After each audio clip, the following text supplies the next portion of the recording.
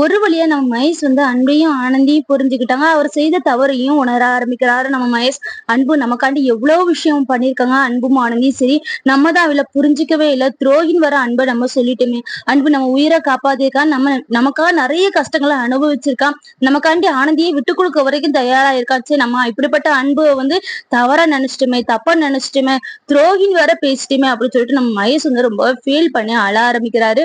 அது மட்டும் இல்லாம ஹாஸ்டல் வார்டன்லயும் நம்ம ரொம்பவே பேசிட்டோம். அவிலும் எவ்வளவு கஷ்டப்பட்டிருப்பாங்க. அவில நம்ம அன்பும் ஆனந்தையும் லவ் பண்றாங்கன்னு எவ்வளவோ எடுத்து சொன்னாங்க. நம்ம கேட்கவே இல்லை. அவிலையும் தவறா பேசிட்டுமே அப்படின்னு சொல்லிட்டு நம்ம மகேஷ் ரொம்ப ஃபீல் பண்ணி ஹாஸ்டல் வார்டன்ட்ட போய் மன்னிப்பு கேட்க போறாங்க. அது மட்டும் இல்லாம நீங்க எங்க அம்மாவே கிடையாது அப்படிங்கிற மாதிரி எல்லாம் சொல்லியிருப்பாரு இல்லையா. இப்ப அதெல்லாம் கேட்டு சாரி சொல்லி, அது மட்டும் இல்லாம நீங்க தான் எனக்கு உண்மையிலேயே அம்மா அப்படின்னு சொல்லிட்டு ஹாஸ்டல் வார்டன் மடியில நம்ம மகேஷ் தலை சாய்ந்து படுக்க போறாரு. உண்மையிலேயே கூடிய சீக்கிரத்திலே நம்ம ஹாஸ்டல் வார்டனோட மகன் மகேஷ் அப்படிங்கிற உண்மை எல்லாத்துக்கும் உண்மை தெரியதான் போகுது. அது மட்டும் இல்லாம ஹாஸ்டலோட ஒரு நாள் சொல்லதான் செய்யப்படுறாங்க. நீ என்னோட உண்மையான பையன், வாய் வார்த்தைக்கு மட்டும் என்னோட பையன் பையன் சொல்லல, உண்மையிலேயே நீ என்னோட பையன் தான் அப்படிங்கிற மாதிரி சொல்ல போறாங்க. அது ஒரு கதையே நகரப்போகுது அப்படிங்கிற மாதிரி எனக்கு தோணுது. உங்களுக்கு என்ன தோணுது அப்படிங்கறத மறக்காம கமெண்ட் பாக்ஸ்ல கமெண்ட் பண்ணுங்க ஃப்ரெண்ட்ஸ்.